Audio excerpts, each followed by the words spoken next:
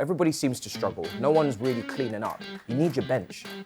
Where is the bench? There's nobody on the bench to change the game. If you're a decision maker and you find that the decisions that you are making aren't to the level that's required and you're having to make another decision 6 months later, something's gone wrong. The manager position is redundant. It's now on the owners and the directors.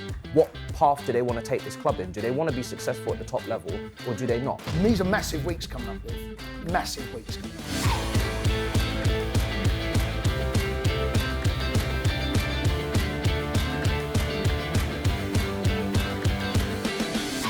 Welcome to Inside Chelsea, the show for Chelsea fans by Chelsea fans. This show is sponsored by BetMGM. Download the app or visit betmgm.co.uk. 18 plus, gambleaware.org. Please gamble responsibly. I'm Olivia Buzaglo and I'm joined by former Chelsea defender Jason Cundy and lifelong Chelsea fan and broadcaster Matisse. Oh, this is going to be a fun show, guys. Yeah. We'll start with the Newcastle game then. We'll sort of look back on PSG a little bit later on. Just immediate thoughts, a really disappointing defeat off the back of a disappointing defeat in Europe. Yeah, our home form in the league has been pretty terrible. We're currently 12th in the home form league and it's nowhere near good enough. And when they scored, immediately, I'm guessing every Chelsea fan felt the same. Oh no, it's Eddie Howe, it's Newcastle. They're good at that, sitting deep, they've got the nose in front, and actually we're not very good at home at breaking teams down. Our away form was second in the table. So very different. You've got to ask yourself, why is that? Well, teams come and set up a totally different way. Livramento had the measure of Garnacho on one side. We couldn't penetrate. Rarely did we get ourselves in any kind of position where we looked like we might have a good sustained period. Beginning of the first half, beginning of the second half, other than that, it just petered out. Too many players aren't quite at it. Moises Caicedo hasn't reached the levels he did early part of the season. Fofana's having a tough couple of games, in particular against PSG and again at the weekend. We are flat at home. Away from home, PSG aside. Oh, the last 15 minutes. That was only aside. 16 minutes, right? Aston Villa away. We were good. Brilliant. You know, and that's because teams have a responsibility in front of their own fans to set up in a different way and go and entertain, or certainly go and take the 3 points. That's why we're struggling. And once they got nose in front, I think we'd still be there now, not been able to break them down. Ramsdale had very little to do. Yeah, very little. I've since watched the highlights back, but initially I didn't watch it because I was actually in Newcastle. Great. Oh, but when I asked people what happened, Matisse, they said pass, pass, pass, pass, pass. Pass, pass, pass, pass, pass, go back, pass, pass, pass. It looked like a group of players that didn't want to be on the pitch, to be honest. It was very passive, it was very, very plain, very pedantic. There was just nothing in the performance, like it was lifeless. There was no creativity, there was no spark. In the early days of Liam Rosenior, we kept punching that ball through the middle constantly. It was great to see how daring and how brave we were to put the ball through the lines and find people in the pockets like Palmer, like João Pedro. I don't know why he's kind of moved away from Andre Santos in the last few games. He hasn't really been picking him. Obviously, James in midfield again, underwhelming, like kind of in midweek at times with some mistakes, obviously, for the goals. And I feel like maybe he could have moved to right back earlier. But I just look at us and I think, in the Premier League now, it's become so difficult. Everybody seems to struggle. No one's really cleaning up. You need your bench. Yeah. Where is the bench? There's nobody on the bench to change the game. I'm looking at Chelsea's bench. I'm seeing Mark Guehi, Delap, Santos, Lavia and defenders. There's nobody on that bench that can come on, like we saw in midweek, Kvaratskhelia, prime example. That's the level of quality that they've got in their front four, where they've got one key player always on the bench to come on and change things. There's no one on Chelsea's bench. So when there's no one on your bench, the starting 11 every single game have to be perfect. They have to get the job done. And if they don't, last 20 minutes is redundant. As soon as I saw the subs, I knew he wasn't doing anything. No, Pedro Neto had an extra game banned, didn't he? Yeah. So that's another one. Yeah. I mean, that's our own. I'm not. Well, Esteval's injured as well, which doesn't Yes. help. But again, we're talking about Kvaratskhelia in a seasoned professional for club and country at the highest level that's done it in big games in finals. Yeah. Compared to an 18-year-old, albeit wonder kid, that we're all very excited about, but you're just relying on two different calibre of players there. Yeah. Yeah, injuries and suspensions is something that... suspensions, no, we cannot use that because we've got to learn. And the fact that he got an extra game has hurt us again. And that's... We've got discipline has been a major problem for us this season. Yeah. And that's another example of it. Because if he's not suspended, he's on the bench or playing, your conversation He may be starts. slightly different. Well, he starts. Well, there you go. Yeah. Doesn't There he? you go. There you go. Pedro Neto absolutely starts if he's playing, but Yeah, I mean, that's all we've got at the moment is those options. I don't think Pedro Neto has been the most consistent at all this season. He's up to statistics, but I'm still not convinced. I don't think anyone has, though. I think we're in a situation where no one, and that's been the problem, is that no one, Enzo Fernandez may be aside because I think he's probably been the best, but no one can put together a run of games. And why is that? No one's finding consistency. Well, it's weird. I mean, I just wonder whether we are looking at a situation. One, suspensions is killed. If there are 1 or 2 injuries, I just wonder whether the Club World Cup now is starting to really have an impact on us. Cole Palmer has been our go-to guy, and there's no doubt about it. Cole is nowhere near the levels or the same player as he was a year, 18 months ago. Just nowhere near. That Cole Palmer influence on the game when he picks the ball up. There are little flashes, 1 or 2 little moments. I thought that was against Newcastle, 1 or 2 little moments, but that's it. And that's... We do look aside, we do look a little disjointed, a little bit lopsided at times. Very frustrating to watch us, in particular at home. You know, with the fact we've got Everton at the weekend, I'll have us to go there and win. No, I genuinely will. I know. Okay, some it. of the cup competition, when you mix the squad around, you know, obviously Wrexham was nearly a disaster. Lincoln could have been. But when you've got your first 11 out and you're playing away from home, I think we're all right. But that still is, you know, the weekend. That does not excuse what I saw at the weekend. That was way below par. Let's just talk about the goal, the only goal of the game, the goal that saw us lost the game, and how on earth that one ball has even happened, and why Fofana and Trevor Chalobah are so far apart. It's very simple for me. You've got Reece James man marking Voldemort, and Reece follows him into the back line. Now, when you're man marking, you don't necessarily have to pass the player on. I've got no idea why Trev has come out to mark Voldemort. So he's wandered in, Reece has come with him, and then you've got 2 players marking one. By the time Livramento picks the ball up, then Reece spots, we've got 2 marking one. Really, Trev and Fofana, you should be able to, it's almost like you're on a pulley. Yeah. So you're attached to a piece of rope, and that rope cannot allow to be stretched more. There was, 20 yards between the Ridiculous. And then you've got, is it Willock that goes through the middle? It's a great ball from Livramento, but one pass through the middle. I think Trev switched off and gone to sleep. Or if Trev sees Voldemort coming, you tell Reece, and Reece, you come inside me. But you'd rather the latter happen. That you want your 2 centre-halves close together. Yeah. You want to be able to hear one another. You want to be able to look one another in the eyes. Soon as you can't and there's a gap, you've got potential problems and they exploit it. Why is Reece James man marking Voldemort? Is what I would like to know. It's not Messi. Yeah, I mean... Why he hasn't been like, you know, he's had a pretty okay start to his Newcastle career, but everyone's been talking about him. I mean, he was labelled, I don't think this is right, he was labelled the worst signing ever or something. Yeah, I think that's vastly overdone. But, yeah, massively. You know, but my point is that I don't feel like Reece James needed to be man marking. Not man marking. It's not Ander Herrera has a job at Stamford Bridge, that's for sure. But you know, he's been put into that kind of more playmaking, creative midfielder role now that he's not necessarily the striker under Eddie Howe. He's obviously playing Gordon up front. But my thing is as well, that doesn't happen if Fofana is busting a lung to get back as well. To see him just jogging or not putting in the full maximum amount of effort to stay with Gordon, so he's not got that tap in, you could easily get back in line with him because you're quick as well. It's not like we have a slow defender. It's a quick defender. He's so quick. He's so quick to get across the ground, get back into position as well and intercept that ball and get it cleared. Newcastle didn't create much in this game. They didn't really have to do much to get the 3 points apart from just be well organised, well set up and get that moment. And also on the other side of the pitch, the press was absolutely horrendous. Where's the intensity gone for this team? There's no press because Reece has dropped into the back line. The chasm. So Reece has gone man to man. I don't know how you can press from the top if your centre midfielder and Reece is in the back line, man marking Voldemort. But it didn't feel like we didn't pick a decision here. Are we going to drop off?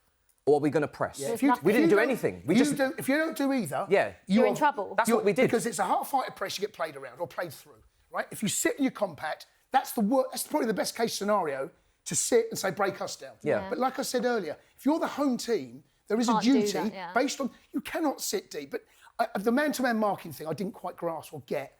And ultimately, that was our undoing. It didn't feel like, Matisse, that anyone really knew what they were doing. No, like we say, like, you know, we didn't do one or the other. It just felt like everyone was a bit lost. No, you know, I've seen Chelsea last season. They press with some sort of intensity, with some sort of plan, and Liam Rosenior comes out and says we're doing a new type of press. I don't know what this new type of press is, but it's not as intense. It's not as structured. It's not as organised. We don't win the ball in the opposition's first third of the pitch as often as we used to, which in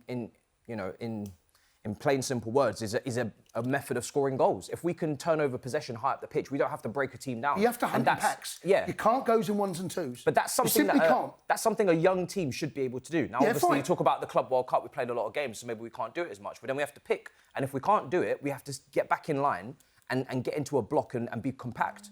Because if you're neither, like you said, then you're not going to get anywhere. You're going to get picked apart like that. It felt like two different teams were trying to do something.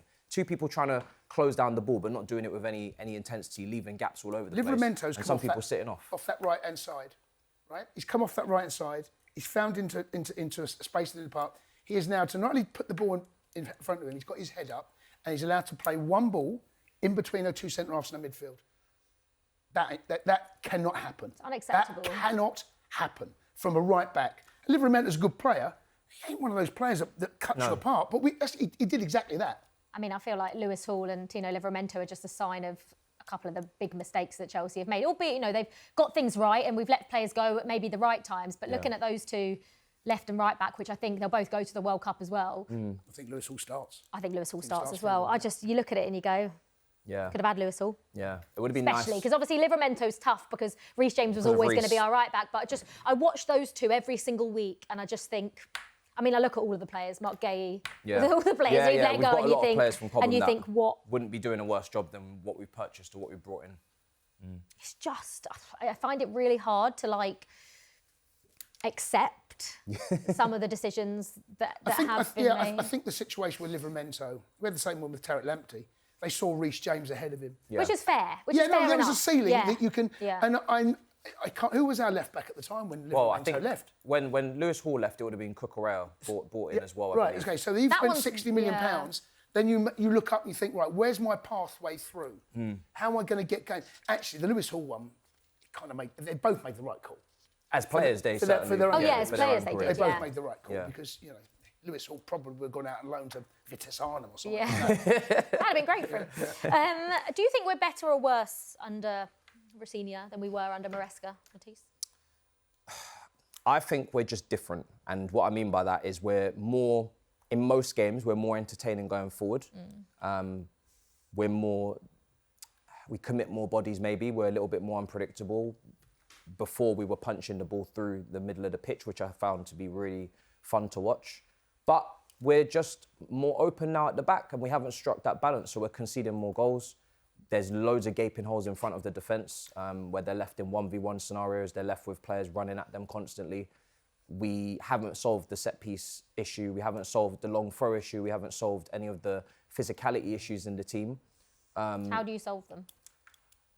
Well, I think the easiest way to solve them is with balanced recruitment and making sure that you have a base level of strength and height and aerial prowess in the team, which we don't have. I think the team is quite flimsy, quite weak. The centre-backs are not commanding. They're not dominating. I don't look at Fofana and Chalobah if I was in the tunnel thinking these are warriors. Yeah, they're not. Yeah. They're just simply not. The midfield is quite short as well when you really look at it. It's not Nemanja Matic. It's not even a Declan Rice for Arsenal. You haven't got that physicality in there. And then, even at fullback, you can get a rough and tumble out of Gusto as well. So the team is just not built for what the Premier League is right now, which is a very physical league and a very heavy, set-piece league. We've actually scored the fourth most amount of set pieces, which I'm surprised by because it doesn't feel like that. Yeah. Our best headers of the ball are Badiashile, probably Tosin, and Disasio out on loan. But defensively, I don't know. We've not been able to sort that out, and that's with the set piece coach coming in, and obviously now Liam Rosenior's said he's taken responsibility on the set pieces. But the problems we had early part of the season are still there.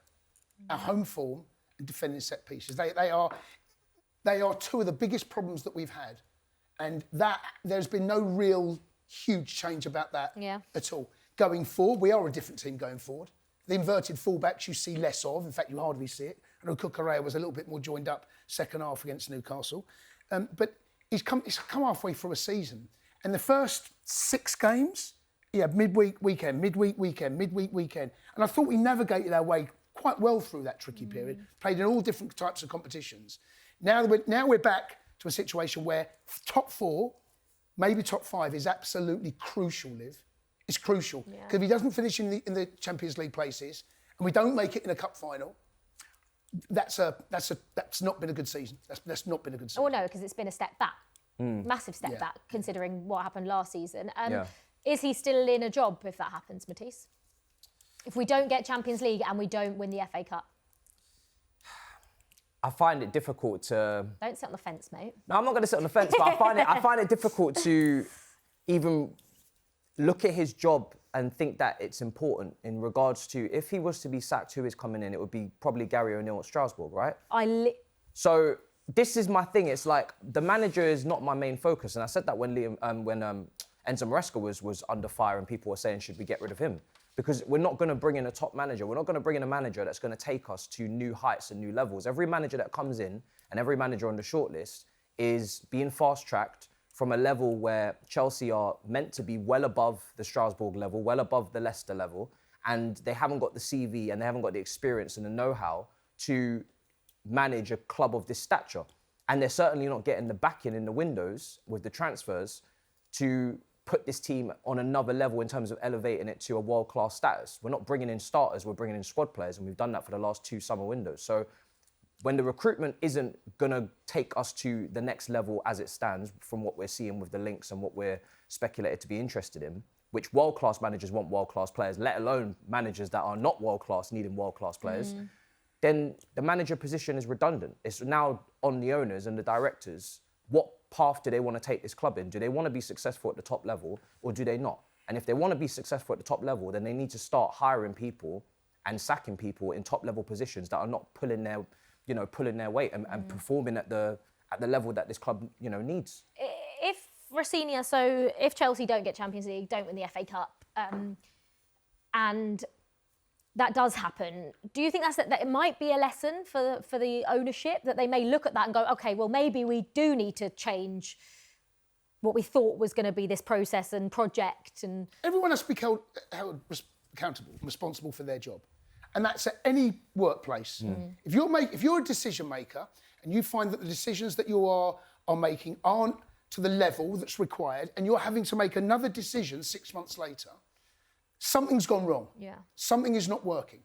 Now, I don't expect this to go through against PSG, okay? I expect that Champions League to go. Let's say for the sake of this conversation, we are. That now creates a very different scenario for Liam Rosenior. We've seen what Carrick's done. Carrick has gone from weekend to weekend to weekend to weekend, fielding his strongest team every single week. Yeah. People talk about Carrick being a brilliant manager. They've got a better team than us, starting 11 Man United, and he's gone back to basics, okay? We will now have no midweek games. Isn't it funny that we saw, the team struggle this week? Villa struggled at a midweek game. We weren't great. Liverpool weren't great. Spurs, don't even want to talk about them. Man United, no game midweek, field the same team, strongest team. Yeah. And that is something that. So I still think we can get top 4 because I've seen Liverpool, I've seen Villa. It's going to be the best of the worst. Well, basically just got to be the best of those 3. Whoever gets there is not because they are the better side. It's because the other 2 have been garbage. Yeah. Yeah. That's the truth. Yeah. That is the truth of this situation. And you're going to get there by default. But the last 2 seasons, we've done exactly that. We got over the line. Yeah. Poch managed to get over the line.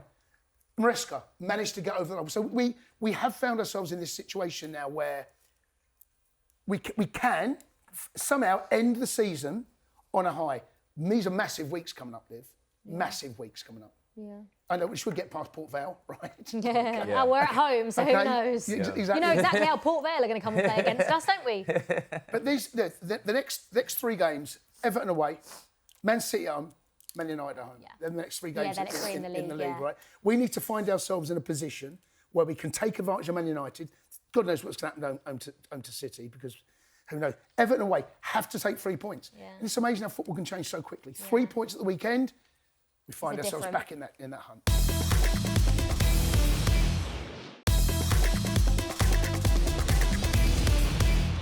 I know obviously you met with Daniel Finkelstein, who's on the Chelsea board, albeit he's not someone that makes decisions. No. Based off of your chat with him and what he told you, and obviously trying to explain why certain decisions have been made, and us maybe talking about if Rosenior doesn't get Champions League and we don't win a cup, then maybe that might lead them to change. Do you think anything is going to lead this ownership to change? No, I don't think so. I think they're very stubborn in their ways. I think exactly the plan that they think is fit for the club is what they're going to continue to keep carrying out. They're not going to make any changes on recruitment. They're not going to change any of the restrictions on age and wage caps. And they're not going to hire or fire any sporting directors for the recruitment that's been done so far, in my opinion, either, because the job that they've been doing, the ownership think is a good job, hence why they got new contracts last summer. So we can, as fans, continue to keep disagreeing with it and to continue to keep pointing out the flaws in the commercials with the long-term sponsorship deals. We can talk about so many facets of the club that are not up to scratch, and there's not much goodwill there between, I don't think, the Chelsea supporters and the Chelsea owners either. They're not going to make any changes, and I don't think they financially can. They've spent so much money that they're now in a deficit where they've lost money on long-term front of shirt sponsors that they can't get back with 60 million asking prices in the last 2 seasons. This one ends at the end of this season. We'll see what they have next season. I'm not confident. The stadium capacity is capped. The gate receipts are where they are. And we're not guaranteed to get European football for Champions League next season, so you can't even ask for big money from sponsors at this point. So it's a mess. I think Chelsea really, they should have hired an elite level sporting director from day one, Luis Campos level. When they came in, you're new to the sport, you don't really know the environment that you're getting yourself into. Yeah. We've seen Todd Bowley come out with comments like, "Oh, I didn't know who I was signing in the first summer. I was just doing a sporting director job that I wasn't fit for. I signed Cucurella because Man City wanted him." That's not how you operate at the highest level. That's not how a football club should operate. You've thrown 250 million, another 250 million down the toilet. You're not going to have any money left now to play with to actually improve this team. Hence why it's going to be a buy to sell situation. And with the UEFA restrictions from last summer, every single time we sign someone, we got to sell someone. And then it just rinse and repeat, rinse and repeat. The only compliment I can give them is that they can give new deals to Reece Jameses of this world and continue to keep our best players that they've signed. Yeah. But apart from that, it's poor. I know there's a bit of a disconnect between the fans. I've got my family's Chelsea. My best mates are Chelsea. I've got season ticket friends that go there. I speak, we've all got the same mates, right? Yeah. There is a real feeling at the moment that the club is not going to the levels that are one expected and one required. There is that general feeling. You can't get away from that. I think what we need to do is see what happens at the end of the season, because a lot can change. There's a lot that can still happen out of this season. We can still go and win the FA Cup. Yeah. We can still go and finish 4th. Both of those things are possible. Yeah. Now, we're up against some serious players, right, in the FA Cup. But I still believe we can get top 4. I genuinely still feel. So let's have this conversation at the end of it. But then okay, what's the vision next season? With the money that we spend, you're buying potential. When you spend huge money on potential, you're not going to realise that straight away. You're not buying a 25-year-old Van Dijk. We're not in the market for those type of players. That's what we need. But they're not going to go down this route. That's been made pretty... They have to make an exception for a goalkeeper and a centre-back. Well, I don't understand. The goalkeeping situation is... It's a mess. Well, it's pretty fragile because you can't... Like me and we were in for in last summer, right? If you bring in a goalkeeper of that quality at that age, you are then stunting the growth of Mike Penders coming through. Now, it may turn out that Mike Penders has to come in a bit earlier than we wanted. It wouldn't have surprised me if they had a plan for him to go back out on loan next season. But we can't... We resisted going to the transfer market in the summer for a goalkeeper. And we got to it, and we have the same conversation, right? Basic goalkeeping mistakes are costing us dearly, really dearly. Big moments of big games. And that has to change at some point. So this is the problem, though, because accountability is needed at this club. Initially, it was we need 4 windows and then judge us after that. We've had 6, 7 windows now, and the goalposts have been shifted to there needs to be more patience, there needs to be more time, and we need to stay the course. You bring in a 20-year-old Mike Penders in goal. We all know the goalkeeping position is 9 times out of 10, unless you're a Courtois or Manuel Neuer, about experience, unless you peak early. Mike Penders is not coming into this goalkeeping position next season and helping us win a title. No.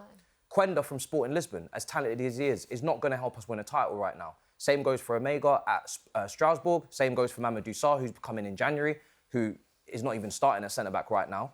All these players that are coming in are, again, players that need players above them of a high level, of a high quality, to steer the ship and to manage and see the course through the 60-game season that we tend to have. And we're not bringing in players that are going to improve this team. So basically what we're saying is this team is capped. The top players that we currently have that have not shown to be good enough to take us to the next level, which is 80, 85 points, that's the players that we have. We're not bringing in key players to help those top players that we have. Where's Reece James's help? Yeah. Where's Caicedo's help? Where is... But can I just say that, right? While I won't disagree with you, I'm getting tired of sitting in this seat and the same conversation about, right? I said last week, right?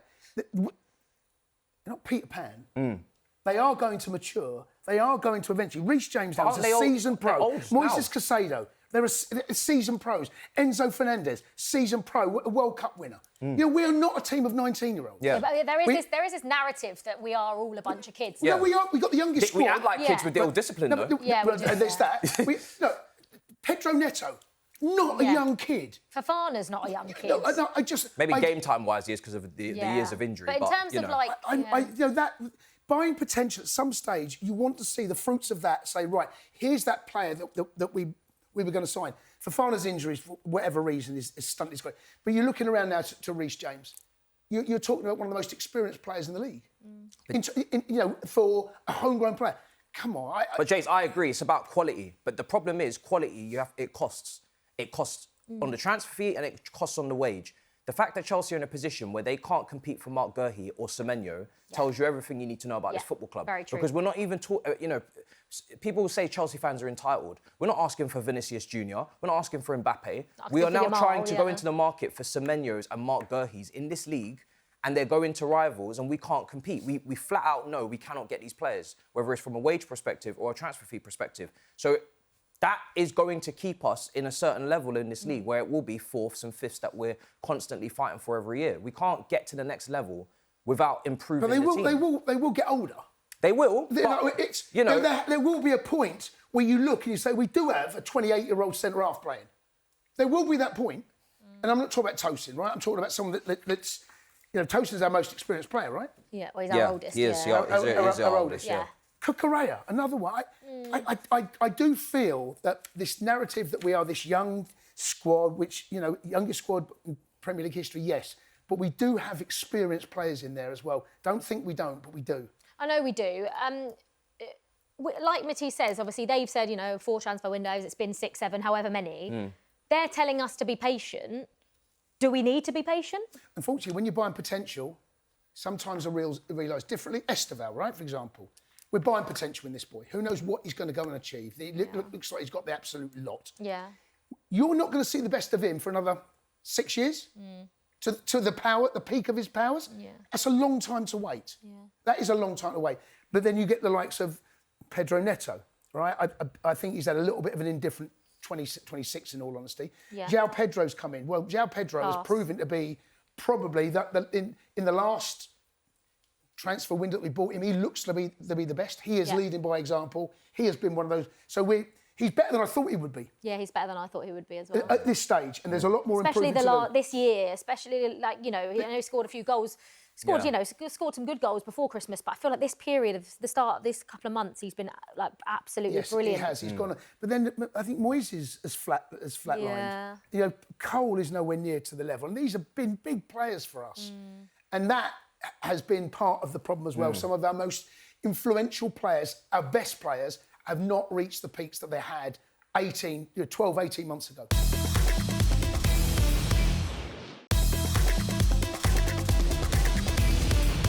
Let's talk about the PSG game. And we've mentioned the goalkeeping situation and the squad planning. And I, firmly believe, I said this months and years ago, that you need a world-class goalkeeper, right?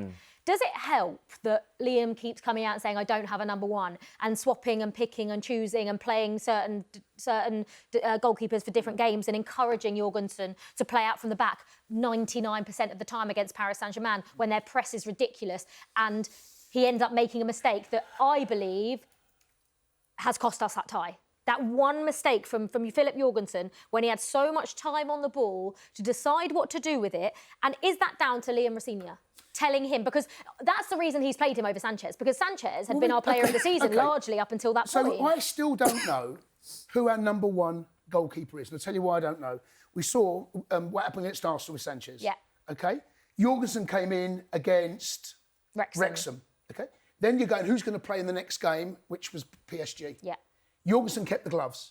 Well, Jorgensen wasn't on the bench at the weekend. Sanchez was in goal because Jorgensen's got a groin injury. So you've had Jorgensen, Sanchez. Jorgensen, Jorgensen against Villa and Sanchez back against Villa. Wrexham, and then Jorgensen. Villa's the game. But this is my point. Like, Villa's the game. I forgot that. It's chopping and changing. Like, what good? You look at every successful team at the highest level. They have an out-and-out number one that is significantly better than their number two. Well, who's got the gloves against Everton? I think it should be Sanchez. No, but I'm saying I don't know. But you should know. And I think we did know before the manager started tinkering. And yes, Sanchez has made a mistake, but every goalkeeper is going to make a mistake. I don't think he needed to be immediately punished for it. And Jorgensen's not played football all season. He's either been injured or he's not been selected. When we had variety in our build-up and we were choosing sometimes to go short, sometimes to go long, Sanchez was fine and he wasn't making loads of these errors. As soon as we've gone to this really rigid, strict, we must do short passing, which we don't have the ball-playing centre-backs for, by the way. Levi Cole was injured and Fofana's not really that good of a passer. Chalobah's playing on his wrong side. This emphasis on we have to do short passing when we've had variety this season and it's worked for the keeper, for me, it's just created a problem that didn't need to be created. And Jorgensen's not good enough at shot stopping. He did both at PSG. Jorgensen did both. He went short and went long. But he went shorter more often. Way more often. And also making unnecessary, risky passes that I watched that game. Do you know Sanchez does it because Sanchez isn't as good with the ball at his feet. Jorgensen's very good with the ball at his feet, right?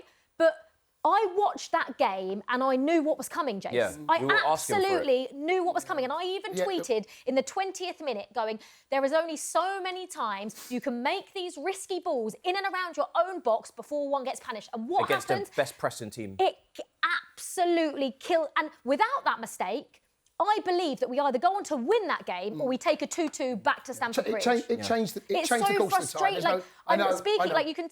It's just the most frustrating because thing. We're putting philosophy and principles over results. Results-driven performances. Sometimes we just need a bit of game management, a little bit of intelligence to say, we're 2-2 now. Let's actually use our brains and let's get a result here because it's the first leg. We don't need to keep trying to prove that we have to play a certain way. This is the problem Chelsea as well. Not even built in this way where they're going to have to play this ultra-obsessive positional play, short passing out from the back. It's not even in our heritage or our DNA. And I don't mind doing it when it makes sense. But there's certain times when you're going up against the best pressing team in PSG who have got rid of Mbappe for this very reason. There's literally memes of Dembele standing like this, facing his opposition. And you're trying to play out from the back, and you haven't even got ball-playing defenders. We know that this defence is ridden with errors. We've had errors all season. Why play into those errors?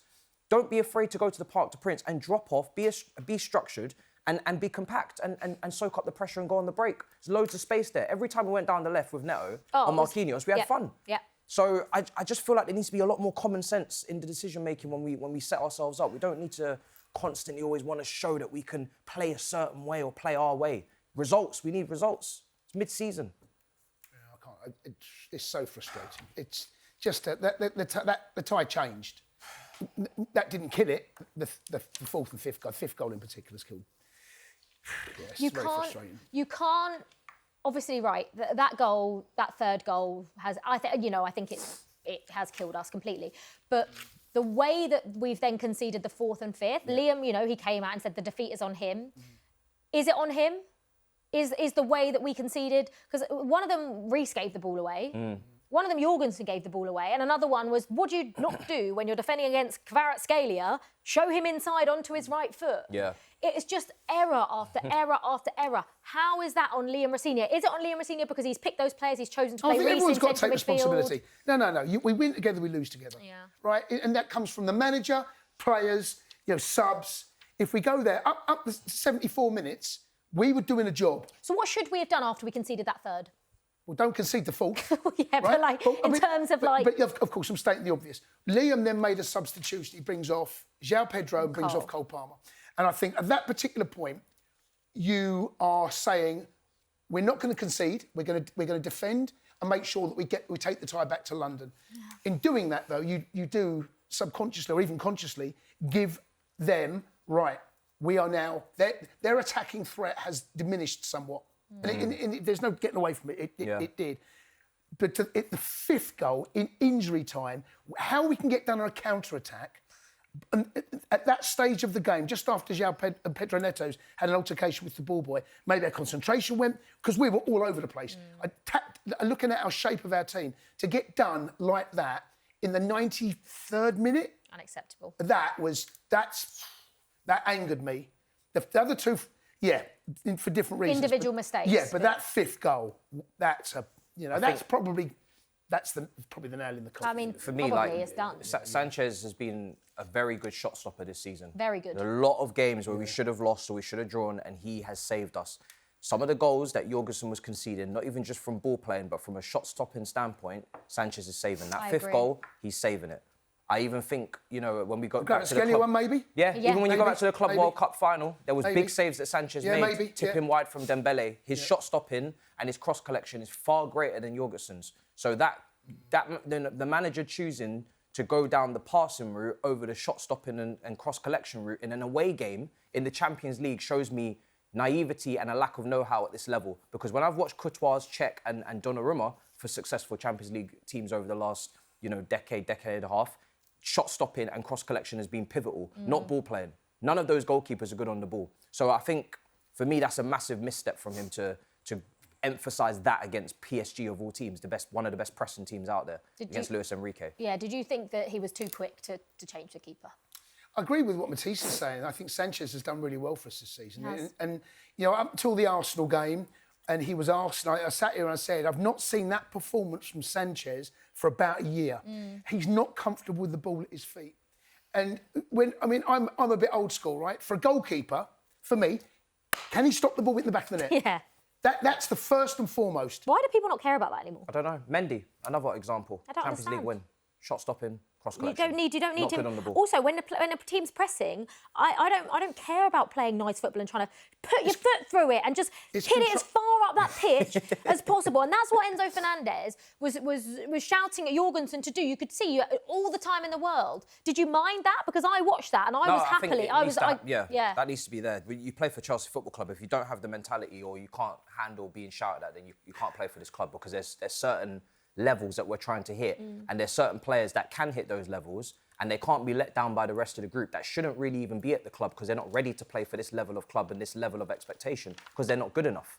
And you're going to get some players that are good enough that their career is almost being wasted. They should be picking up Premier League titles. They should be going for Champions Leagues. They should be going for domestic cups. And you've got other players that have been recruited that are not good enough, that have either been fast-tracked too early, like a Liam Delap from an Ipswich to a Chelsea, when really should probably be playing for a Brentford, should probably be playing in the middle of the league.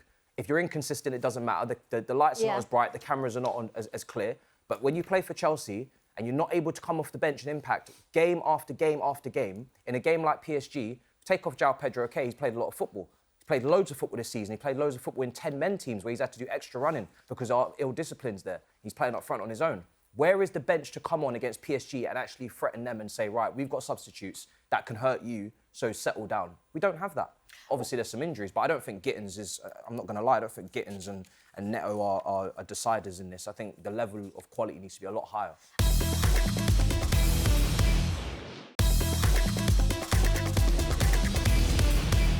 I mean, yeah, we were all quite excited when Liam Delap came in, because I think based off of what we said, but then I think equally we also said we don't play the way that Ipswich play. Yeah. And that was not going to... I didn't think that was going to suit him, and it's turned out it hasn't suited him. Listen, he hasn't played anywhere near the level that he played at for Ipswich, regardless of style of football. And teams set up differently against Ipswich. They do it against Chelsea. Yeah. I think we need to... The caveat, he has had injuries. It's been truncated. The problem he's also got is that he knew if he had an injury or a bad game for Ipswich, he was going to go back in next week. Yeah. He was going to go back in next week. Yeah. João Pedro has shown that the levels of quality that he has and has risen to in the last 3 months-ish are levels that Delap has got to try and get to. Well, right now he has struggled. I would not sell him. I would send... It feels to me as if he needs to go out on loan. Yeah. That's the next step. To a mid-table Premier League club. Go out on loan. The newly promoted side, where Matisse made the point, the spotlight isn't quite as bright, where you go in and you know you're going to play. It's in, come off the bench. It's hard to impact games off the bench sometimes. It's not easy. No, it's not. It's really not. Let's have a look then. Obviously, we'll look ahead to Everton in a second, but just first of all, we have got that game in the Champions League. At the day of recording, it's tomorrow. Yep. It's a bit of a free hit. I bank on us to score 2 or 3 against PSG because I thought defensively PSG were there for the taking in that away game. They're not a great team. But the problem is that we're not going to concede. No, and that's the problem. Normally I sit here and say we need to score the first goal in the tie, right? we need to score the first 2 goals. Which is possible. It's not inconceivable. We might concede 2 straight after. Well, the problem we've got is I can see us creating and scoring. I can also see them creating and scoring as well. Yeah. We're just not that team defensively, and they've got so much quality up top. Yeah. We might go on to win the game, but it's not going to be enough, I don't think, to get us past. But, refereeing decision, sending off, get the first goal in the first 10 minutes. I'm going there in hope. Yeah. And that is the word, more in hope than genuine belief. Yeah, absolutely. There was a couple of reports this week, actually, before we get on to Everton, that Enzo Fernandez wants to potentially leave in the summer. I mean, he's on about an 8-year contract, so I don't think you're going anywhere, Enzo. But it's being reported that he's increasingly frustrated with the current situation. And Matisse, do you blame him? No, I don't. I think there's been a bit of stagnation this season. We've not kicked on, and it doesn't feel like we're kicking on or close to kicking on. It's annoying, just sorry to interrupt you, it's annoying because it does feel like Enzo Fernandez is finally reaching the levels that we've expected of Enzo Fernandez, but everyone else has dropped off. Yeah, we can't get consistency across the team. I think we've been linked with Marco. We've been linked with Barco at Strasbourg, who's obviously a central midfielder as well. He's a player that could come in. I think Chelsea, if they were to need money this summer, depending on if they qualify for Champions League, if they were to need money, I would not be surprised if Enzo Fernandez was one of the players that they'd be looking at. But they're never going to get the 100 million we paid for him back. But book value, how many years is he into his 10-year contract? What is the equaliser in terms of money that needs to come in for that to not be a loss? All these things, they'll know the accounting behind it. But if we do not qualify for Champions League, if we do not have front of shirt sponsors, and if we do not, we need money from somewhere. So, players at some point are going to need to consider their future if Chelsea are not a regular fixture in Champions League football at minimum. That goes for every club. Yeah. If you're it looks like one or maybe you know who's going to miss out. But if you're playing for Liverpool and you haven't got Champions League football next season, you're going to look at yourself thinking, McAllister, for example, I'm used him because both won the World Cup, both played midfield. Yeah. He may well look at his situation at Liverpool. So it's kind of expected, really, if you are a top player and you haven't not playing the highest level. Well, someone who has committed their future to the club is Reece James, extended his contract until 2032. Jace, you're not surprised that Reece James... No, I'm not. And I've followed Reece's career closely. I've been lucky enough to know about him before he was anywhere near the first team. And he's a hell of a player. I described him the other day as a bulldozer with the touch of a ballerina. And he has got that. He's so physically strong, never gets done in duels or rarely gets done in duels. Rarely gives the ball away. OK, I know what happened against PSG and Brentford earlier in the season, but they are rare. He is our skipper. There is more to come from him. He is so versatile. As a player, one of the most complete players in the league. 100%. And I'm delighted for him. And it wasn't that long ago that we all, as Chelsea fans, feared that he may not reach the levels that he's getting to again now because of his injuries. And I'm delighted to hear that he is signed, and fingers crossed those injuries are a thing of the past. Yeah, it's a relief. It's a real relief because we're talking about the best player in the world in his position. Yeah. He could have gone anywhere, played for any club, but he's chosen to stay here. And he's the only one left, I think, from that, or one of the only few with Chalobah and a few others, obviously youngsters back then, from that Champions League win. So he's the one that can still know what the standards are, set them for all of these new players that keep coming in. So he's vital. Yeah, he absolutely is. Let's look ahead to the Everton-Chelsea game then. At the Hill Dickinson, we're going to see another huddle. Well, when I say huddle, I mean over the centre circle with the referee stood in the middle. That was an absolute shambles. That was a mess. I got no idea why the referee Tierney's in there. What's he doing? Why are Jace, why are we respecting the ball? I got no idea, mate. But I don't know what that means. I don't know if it's lost in translation. That means He's nothing. English. But it means nothing. It doesn't mean anything. This is not Maresca or Poch. I don't know what it means. I couldn't tell you what that means. I wish in that situation that Liam had just said, the players want to do it, I'm leaving it up to them. A huddle is nothing new. But a huddle over the centre circle is. But you know what? So funny. Are we doing rituals now? No, it did get in Onana's head. Against Aston Villa, it got in Amadou Onana's head. Huddles are nothing new. What's your star sign, It's always about the results. If we beat Newcastle at the weekend, it doesn't look silly. It wouldn't look as the optics would look very, very different. But we didn't, and we're having a little bit of a sticky run. The first thing you look at is Then criticism naturally comes. Then if there's any way you can kind of ridicule and poke fun, I mean, that was such an odd sight. Get the referee out. I don't even know who wants to be there. Do we maybe just need to move it back into a half? Does it really matter that we're over the ball? Every team does a huddle, don't they? Yeah. Do it in your own half. I don't quite get the... Also, why have we only just started doing it? I don't It's not know, like something Liv. you've done at the start of the season. Liv, I don't know. No. There's some wacky stuff going on behind the scenes. Who do you think this is down to? Do you think it's Liam's idea? I don't know whose idea it is. I couldn't even begin to speculate. There's meant to be a motivational coach. Maybe. Down, you know, maybe. there's all sorts of people that could be making this decision. Do you know what's it so feels funny? like Someone's gone, I've got a great idea. I think we should do a huddle over the Masseuse, ball in the centre circle. that's the person. Do you think that conversation took place? Well, Or do you just think they found themselves? No, Who's our funny masseuse? They That feels like something he would tell us to do. They had to have had that conversation because we were doing huddles in our own half. So somewhere along the line, someone has said, do it over the centre circle. That's a great idea.